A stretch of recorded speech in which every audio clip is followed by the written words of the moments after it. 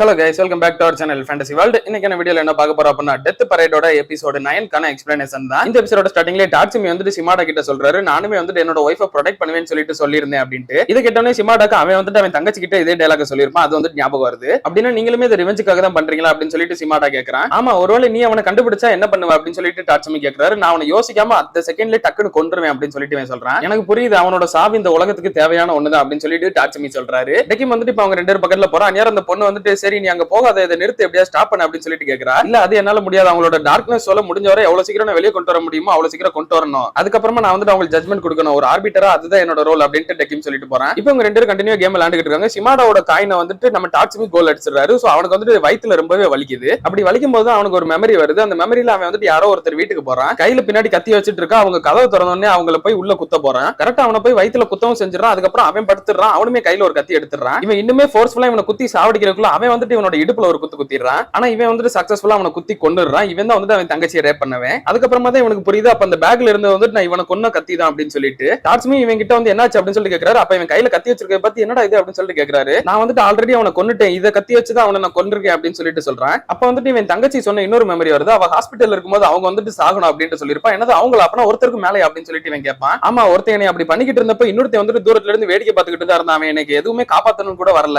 எனக்கு தெரிஞ்சு அவனுமே வந்துட்டு இவனோட ஃப்ரெண்டா தான் இருக்குன்னு சொல்லிட்டு நினைக்கிறான். அவங்க ரெண்டு பேருமே சாகணும் அப்படின்னு சொல்லிட்டு அவ சொல்லியிருப்பா. ஒருத்தனை கொண்டுட்டேன், ஆனா இன்னொருத்தனை கொல்ல வேண்டியது இருக்குது அப்படின்னு சொல்லிட்டு இவன் நினைக்கிறான். இப்போ டாட்சுமி 5 சிமாடா 3 சொல்லிட்டு இருக்குது பாயிண்ட். இப்ப அடுத்த ரேலி கண்டினியூ ஆகுது. இந்த வாட்டி டாட்சுமியோட காயின் தான் இருக்குது. சிமாடா வந்துட்டு கரெக்டா கோல் போட்டுறான். அதனால அவனோட நெஞ்சில அதாவது ஹார்ட்லயே பயங்கரமா வலிக்குது. அப்படியே ரத்தத்தோட கக்கிறான். அப்ப டாட்சுமிக்கு ஒரு மெமரி வருது. அவனுமே வந்துட்டு யாரோ ஒருத்தரை கொலை பண்ணிருக்கான். இவன் இப்ப கொலை பண்றான் தெரியுமா? அவன் தான் வந்துட்டு இவனோட ஒய்ஃபை கொன்னவே. அதனால அதுக்கு ரிவெஞ்ச் வாங்கிட்டான். இவன் கொண்டு முடிச்சதுக்கு அப்புறமா நான் அவனை கொன்னுட்டேன் அப்படின்னு சொல்லிட்டு ஒய்ஃப் கிட்ட சொல்ற மாதிரி அவன் சொல்றான். உங்களுக்கு ரொம்பவே தேங்க்யூ அப்படின்னு சொல்லிட்டு அவரோட ஒய்ஃப் வாய்ஸ் இவருக்கு கேட்கற மாதிரியே இருக்குது. அதை கேட்டு அப்படியே சிரிக்கிறான். அப்போ சிமாடா டாட்சுமி கிட்ட வந்துட்டு என்னாச்சு உங்களுக்கு எந்திரிங்க அப்படின்னு சொல்றான். ஆனா அவன் வந்து எந்திக்கிற மாதிரியே தெரியல. இவன் வந்து டெக்கிம் கிட்ட கேக்குறான், ப்ளீஸ் ஏதாவது ஹெல்ப் பண்ணுங்க அப்படின்னு சொல்லிட்டு. ஃபர்ஸ்ட் நீங்க கேம் முடிங்க அப்படின்னு சொல்லிட்டு டெக்கிம் அதே தான் திரும்ப சொல்றான். அவருக்கு ஒன்னும் ஆகாது, நீங்க கவலைப்படாதீங்க அப்படின்னு சொல்லிட்டு டெக்கிம் சொல்றான். நேரம் பார்த்தா இவன் வந்து திரும்ப எந்திரிச்சு நிக்கிறான். நல்ல வேளை உங்களுக்கு ஒன்னும் ஆகலையா, ரொம்பவே சந்தோஷம் அப்படின்னு சொல்லிட்டு சிமாடா சொல்றான். சரிவா நம்ம இந்த கேம் இப்ப கண்டினியூ பண்ணுவோம் அப்படின்னு சொல்லிட்டு டாட்சுமி சொல்றாரு. இல்ல இதுக்கப்புறம் நம்ம இந்த கேம் விளையாடணும்னு சொல்லிட்டு எந்த அவசியமும் கிடையாது, என்னால இப்படி உங்களை ஹர்ட் பண்ணலாம் முடியாது அப்படின்னு சொல்லிட்டு இவன் சொல்றான். நீ உன்னோட ரிவெஞ்ச வாங்க வேணாமா அப்படின்னு சொல்லிட்டு அவர் கேட்கிறாரு. என்னோட ரிவெஞ்சுக்காக உங்களால இப்படி கஷ்டப்படுத்த முடியாது அப்படின்னு சொல்லிட்டு சிமாடா சொல்றான். அப்ப டாட்சுமி இவன் கிட்ட வந்துட்டு இல்ல நீ இதை கண்டிப்பா பண்ணி தான் ஆகணும், இல்ல அப்படின்னா அதே மாதிரி நிறைய பொண்ணுங்க சாகுறது கூட வாய்ப்பு இருக்குது அப்படின்னு சொல்லிட்டு சொல்றாரு. இப்ப இவங்க ரெண்டு பேருமே அவங்க பொசிஷன்ல போய் நிக்கிறாங்க. நேரா டாட்சுமி வந்துட்டு நீ இப்ப ரெடியா இருக்கிறியா, எனக்கு ஏதாவது ஆகும்னு சொல்லி நினைச்சிட்டு நீ பாட்டு கேம்ல கோட்டை விட்டுறாத அப்படின்னு சொல்லிட்டு சொல்றாரு. அவன் அதுக்கும் கன்வின்ஸ் ஆகிற மாதிரி தெரியல. உன்னோட தங்கச்சி இப்படி ஆக்கணும் நீ சும்மா விட போற அப்படின்னு சொல்லிட்டு கேட்கிறாரு. அதை நான் விட மாட்டேன் தான், ஆனா என்னோட ரிவெஞ்சுக்காக உங்களை கஷ்டப்படுத்துறது எனக்கு என்னவோ சரியா படல அப்படின்னு சொல்லிட்டு சொல்றான். இங்க பாரு, சில டைம்ல ஒரு விஷயத்தை செய்யணும் அப்படின்னா அதுக்கு சாக்ரிஃபைஸ் பண்ணி தான் ஆகணும். எதையாவது உன்னோட ரிவெஞ்ச முடிக்கிறதுக்காக என்ன சாக்ரிஃபைஸ் பண்றதுல எந்த ஒரு தப்பும் கிடையாது. உன்னோட தங்கச்சியை நினைச்சுக்கிட்டு அவளுக்காக ஸ்கோர் பண்ண அப்படின்னு சொல்லிட்டு அவர் ஆரம்பிக்கிறாரு இந்த ரேலிய. சிமாடாவுமே வந்துட்டு அவன் தங்கச்சியோட மெமரிஸ் எல்லாத்தையுமே நினைச்சு பார்த்துட்டு ஒரு வெறி பிடிச்ச மாதிரி விளையாட ஆரம்பிக்கிறான். ரேலி இப்ப கண்டினியூவா சூப்பரா போய்கிட்டு இருக்குது. ரெண்டு பேருமே விடாம அடிச்சுக்கிட்டே இருக்காங்க.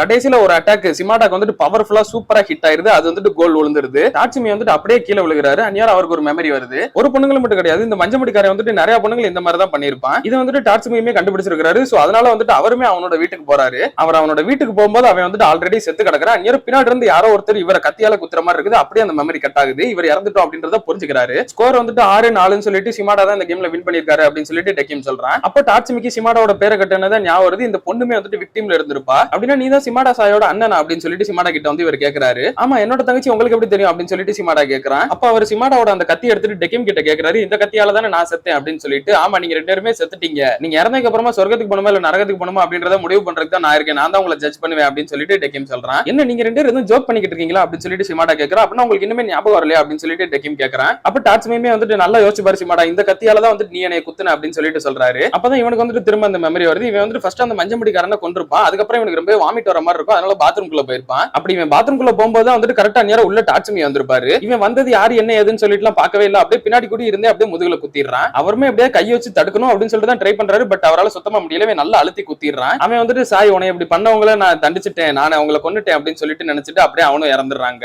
டாட்சுமி சிமாடா கிட்ட அட்லீஸ்ட் இந்த கத்திலேயே நீ குத்தாம இருந்திருக்கலாம், அந்த கேவலமான ஒருத்தனை குத்தின கத்தியால என்னையும் குத்திட்ட பாத்தியா அப்படின்னு சொல்லிட்டு சொல்றாரு. அப்ப சிமாடா வந்துட்டு இல்ல எனக்கு புரியல, நீங்க எதுக்கு அந்த இடத்துக்கு வந்தீங்க அப்படின்னு சொல்லிட்டு கேக்குறான். அப்ப டாட்சுமியும் அப்படியே டெக்கிமை பார்த்துட்டு நீ வந்துட்டு என்ன சொன்ன, உன ஏதோ ஆர்பிட்டர்னு சொன்னல, நானும் அதே மாதிரி தான். இந்த மாதிரி கேவலமான ஒரு சில மனுஷங்களுக்கு நான் வந்துட்டு ஜட்ஜ்மெண்ட் கொடுக்கணும்னு சொல்லிட்டு நினைச்சேன். அவன் தான் வந்துட்டு உன்னோட தங்கச்சியை அட்டாக் பண்ண, நான் வந்துட்டு அதை பார்த்துக்கிட்டு தான் இருந்தேன் அப்படின்னு சொல்லிட்டு அவர் சொல்றாரு. அவன் வந்துட்டு இவனோட தங்கச்சியை கத்திய கட்டி இந்த மாதிரி பண்ணிக்கிட்டு இருக்கப்ப அவன் வந்துட்டு தூரத்துல இருந்து பாத்துக்கிட்டு தான் இருந்திருப்பான். அதைத்தான் சிமாடாவோட தங்கச்சி வந்துட்டு ரெண்டு பேர் அதுல வந்துட்டு இன்னொருத்தையும் அங்க தூரத்துல இருந்து பாத்துக்கிட்டு இருந்தான் அப்படின்னு சொல்லிட்டு சொல்லியிருப்பா. எது பாத்துக்கிட்டு இருந்தீங்களா, அப்புறம் ஏன் நீங்க போய் தடுக்கல அப்படின்னு சொல்லிட்டு சிமாடா கேட்கறான். ஆனா ஒருவேளை நான் அவனை அங்கேயே ஸ்டாப் பண்ணிட்டு பண்ணிருந்தா என்னால அவனை கொலை பண்ணிருக்க முடியாது அப்படின்னு சொல்லிட்டு அவர் சொல்றாரு. இல்ல எனக்கு புரியல அப்படின்னு சொல்லிட்டு ஷிமாடா கேக்குறான். இது வந்துட்டு அவனுக்கு கொடுக்குற பனிஷ்மெண்ட் இல்ல ஜட்ஜ்மெண்ட் கூட நான் சொல்லலாம். ஒருத்தர் வந்துட்டு தப்பே பண்ணாம அவனை நம்ம ஜட்ஜ்மெண்ட் பண்ண முடியாது இல்லையா? ஒருத்தர் ஜட்ஜ் பண்ணணும் அப்படின்னா அதுக்கு விக்டிம் தேவைப்படும் அப்படின்னு சொல்லிட்டு அவர் சொல்றாரு. இதை கேட்டுட்டு அந்த புது பொண்ணு வந்துட்டு போது நிறுத்துங்க அப்படின்னு சொல்லிட்டு உட்காந்துடுறா. அப்படின்னா உங்களுக்கு ஒரு விக்டிம் தேவை, அதனால என்னோட தங்கச்சியை விக்டிமா யூஸ் பண்ணிக்கிட்டீங்களா அப்படின்னு சொல்லிட்டு ஷிமாடா கேக்குறான். ஆமா அது வந்துட்டு தேவையான ஒண்ணுதான் அப்படின்னு சொல்லிட்டு டாட்சுமி சொல்றாரு. இதை கேட்டுட்டு இவனுக்கு செம்ம கடுப்பாயிருது. அப்படியே நேரா ஓடி போய் அவர் அடிக்க போயிடுறான். நேரா டெக்கிம் வந்துட்டு அவனோட த்ரெட்டை வச்சு இவனை இழுத்துறான். அப்பவும் ஷிமாடா டாட்சுமியை பார்த்துட்டு நீங்க நினைச்சிருந்தா அவளை காப்பாத்திருக்கலாம் அப்படின்னு சொல்லிட்டு கத்துறான். நான் தான் சொன்னேன் அவனை ஜட்ஜ் பண்றதுக்கு எனக்கு ஒரு விக்டிம் தேவைப்பட்டது, அவன் வந்துட்டு அவளை கொல்லுவான்னு சொல்லிட்டு தான் நான் நினைச்சிட்டு இருந்தேன், அதுக்கு நான் அவ கஷ்டப்படுறது அப்படியே நீங்க பாத்துட்டு சும்மா விட்டுட்டீங்களா அப்படின்னு சொல்லிட்டு இவன் கத்துறான். போதும் நிறுத்து, அவன் அவனோட தங்கச்சி மட்டும் கிடையாது, இதே மாதிரி நிறைய பொண்ணுங்களை பண்ணிருக்கான். இப்படியே விட்டுருந்தோம் அப்படின்னா அவன் வந்துட்டு இன்னுமே அதை அதிகமா தான் பண்ணியிருந்திருப்பான். உன்னோட தங்கச்சியை நான் இப்ப காப்பாத்தி இருந்தாலுமே அடுத்து கொஞ்ச நாள்ல இன்னொரு பொண்ணுக்கு இதே நிலைமை தான் ஆயிருக்கும். அட்லீஸ்ட் உன் தங்கச்சி இப்ப உயிரோட தானே இருக்கா, அது மட்டும் இல்லாம நீ வந்துட்டு ரிவெஞ்சுமே வாங்கிட்டு அதுக்கு அதை பார்த்ததுக்காக என்னையுமே சேர்த்து ரிவெஞ்ச் வாங்கிட்டு அப்புறம் என்ன உனக்கு அப்படின்னு சொல்லிட்டு இவன் கேட்கறான். நீ இதுக்கெல்லாம் பதில் சொல்லி ஆகணும் அப்படின்னு சொல்லிட்டு ஷிமாடா கட்டுப்போட சொல்றான். நீங்க என்ன பண்ண போறீங்க அதுக்கு அப்படின்னு சொல்லிட்டு டெக்கிம் கேட்கறான். அந்த புது பொண்ணு வந்துட்டு டெக்கிம் கிட்ட இல்ல நிறுத்து அப்படின்னு சொல்லிட்டு சொல்றான். நான் இன்னும் ஜட்ஜ்மெண்ட் கொடுக்கவே இல்லை அப்படின்னு சொல்லிட்டு டெக்கிம் சொல்றான். நான் வந்துட்டு இவனை கொலை பண்ணணும் அப்படின்னு சொல்லிட்டு ஷிமாடா கேட்கறான். சரி உங்களோட ஆசையை நான் நிறைவேற்றுறேன் அப்படின்னு சொல்லிட்டு டெக்கிம் வந்துட்டு அவன நூல்ல இழுத்துறான். அப்புறம் டெக்கிம் வந்துட்டு அந்த கத்தி எடுத்து இவன் கிட்ட தர்ற மாதிரி நீட்டுறான். உனக்கு ஒரு வாட்டி என்னை கொன்னது பத்தாதா அப்படின்னு சொல்லிட்டு டாட்சுமி கேட்கறான். ஒருத்தர் இறந்ததுக்கு அப்புறம் திரும்ப அவரை வந்துட்டு சாவடிக்கலாம் முடியாது, ஆனா அவருக்கு நீங்க நினைச்ச பெயினை கொடுக்க முடியும் அப்படின்னு சொல்லிட்டு டெக்கிம் வந்துட்டு அந்த காயின்ஸ் இருக்கும் தெரியுமா, அது எல்லாத்தையும் அவன் பக்கத்துல வைக்கிறான். அப்ப இந்த புது பொண்ணு வந்துட்டு இல்ல இதை பண்ணாத அப்படின்னு சொல்லிட்டு அவனை தடுத்து நிறுத்துறா. இது எப்படி நீ ஒரு ஜட்ஜ்மெண்ட்னு சொல்லிட்டு நீ சொல்ற, நீயுமே ஜஸ்ட் அந்த டாட்சுமி இருக்கான் தெரியுமா அவன மாதிரி தான் பண்ணிக்கிட்டு இருக்க அப்படின்னு சொல்லிட்டு சொல்றா. இங்க எல்லாருமே அவங்க பண்ணின பாவத்தோட தான் வாழ்ந்துகிட்டு இருக்காங்க, ஏதோ ஒரு வெறுப்போட தான் வாழ்ந்துகிட்டு இருக்காங்க. நீ அவங்களுக்குள்ள இருக்கிற ஃபீலிங்கை இன்னும் கொஞ்சம் எக்ஸ்ட்ரா தூண்டி எடுத்துட்டு அதை எப்படி நீ ஒரு ஜட்ஜ்மெண்ட்னு சொல்ற,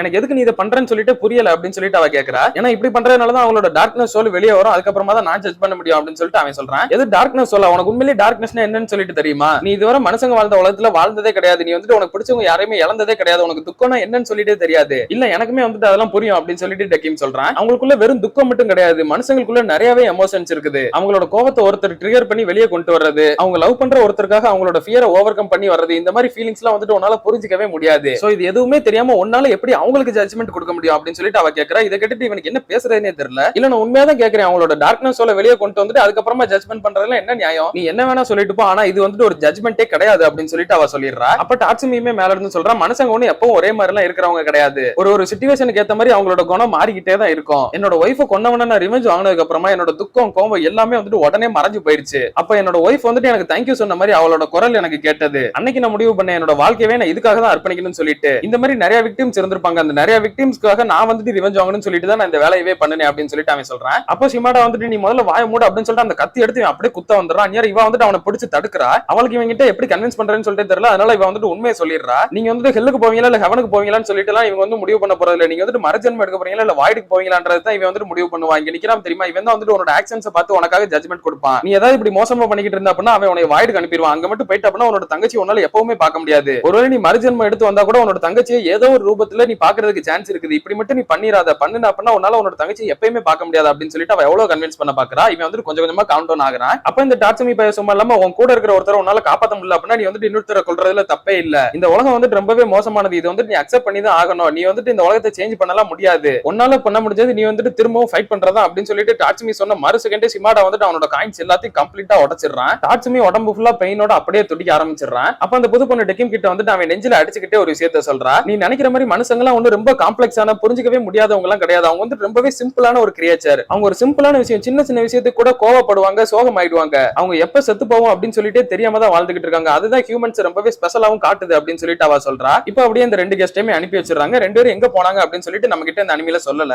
பட் என்னால கேரண்டியா சொல்ல முடியும் ரெண்டு பேருமே வந்துட்டு வாய்டுக்கு தான் போயிருப்பாங்க. ஷிமாடா வந்துட்டு லாஸ்ட் டாட்சுமி அட்டாக் பண்ணாம இருந்திருந்தா ஒருவேளை ரீஇன்கார்னேட் ஆயிருக்கலாம், பட் அவன் வந்துட்டு அதை பண்ணல. சோ அவன் வந்துட்டு கண்டிப்பா வாய்டுக்கு தான் போயிருப்பான். அதே மாதிரி டாட்சுமியுமே வந்துட்டு ஷிமாடாவோட தங்கச்சியை நினைச்சிருந்தா காப்பாத்தி இருக்கலாம், பட் அவன் காப்பாத்தாம அங்கேயே நின்று இருந்திருப்பான். ஒரு பக்கம் ஷிமாடா வந்துட்டு அவனோட தங்கச்சிக்காக தான் இந்த கொலை எல்லாத்தையுமே பண்ணிருப்பான். இன்னொரு பக்கம் டாட்சுமி வந்துட்டு அவனோட ஒய்ஃப் ஒருத்தன் கொண்டுட்டான், அதனால இந்த மாதிரி யாருமே சாக கூடாது அப்படின்னு நினைச்சுதான் இவனை கொண்டிருப்பான். பட் இவனை வந்துட்டு சும்மா கொல்ல முடியாது இல்லையா, இவனை கொல்லணும் அப்படின்னா ஒரு விக்டிம் வேணும், அதனாலதான் வந்துட்டு அவனோட தங்கச்சியை அவன் சாக விட்டுருப்பான். ஷிமாடாவோட தங்கச்சி அவன் எதுவும் பண்ணாம இருந்திருந்தான் அப்படின்னா இனியார் அவன் இன்னுமே நிறைய பொண்ணுகள் ஏதாவது பண்ணி இருந்திருப்பான். அந்த மாதிரி டாட்சுமி யோசிச்சு ஒருத்தரை சாக்ரிஃபைஸ் பண்ணாதான் ஒரு விஷயத்தை கம்ப்ளீட்டா முடிக்க முடியும் அப்படின்றது டாட்சுமியோட பிலாசபி. ஒரு சைடு நீங்க யோசிச்சு பாத்தீங்க அப்படின்னா டாட்சுமி பண்ணது தப்பு இல்லையோ அப்படின்னு சொல்லிட்டு உங்களுக்கு தோணலாம். ஏன்னா இப்ப இவன் ஷிமாடாவோட தங்கச்சியை காப்பாத்தி இருந்தா கூட இன்னுமே நிறைய பொண்ணுங்க இதனால அஃபெக்ட் ஆயிருப்பாங்க. இதே மாதிரி நிறைய பொண்ணுங்க ஆனா அப்புறம் என்ன ஆகுறது, அதுவுமே தப்பு தான் இல்லையா, அதனால அந்த தப்பு நடக்க கூடாதுன்னு சொல்லிட்டு அவன் இதை பண்ணிருப்பான். ஆக மொத்தத்துல கடைசி வரை ரெண்டு பேருமே அவங்களோட பாயிண்ட் ஆஃப் வியூல கரெக்ட் அப்படின்னு சொல்லி நினைச்சுதான் இருந்திருப்பாங்க. இந்த எபிசோட் மூலமா அவங்க கன்வே பண்ண வரது யாரு சரி யாரு தப்புன்னு சொல்லிட்டு எல்லாம் கிடையாது. மனுஷங்க அந்த சிச்சுவேஷனுக்கு ஏத்த மாதிரி மாறதான் செய்வாங்க. ஒருத்தருக்கு சரின்னு பண்றது ஒருத்தருக்கு தப்பா படும். மனுஷங்க ஒன்னும் புரிஞ்சிக்கவே முடியாத அளவுக்கு காம்ப்ளெக்ஸான கிரியேச்சர் எல்லாம் கிடையாது. அவங்க வந்து ரொம்பவே சிம்பிளான ஒருத்தங்க அவங்க சிச்சுவேஷனுக்கு ஏத்த மாதிரி மாறிக்கிட்டு தான் இருப்பாங்க அப்படின்றத இந்த ஒரு எபிசோட்ல அழகாவே காட்டியிருப்பாங்க. இந்த ஒரு எபிசோட பத்தி நீங்க என்ன நினைக்கிறீங்க? டாட்சுமி பண்ணது கரெக்டா இல்ல ஷிமாடா பண்ணது கரெக்டா அப்படின்றத மறக்காம கமெண்ட்ல சொல்லிட்டு போங்க. நான் உங்களை இன்னொரு நல்ல வீடியோல வந்து மீட் பண்றேன். Bye guys.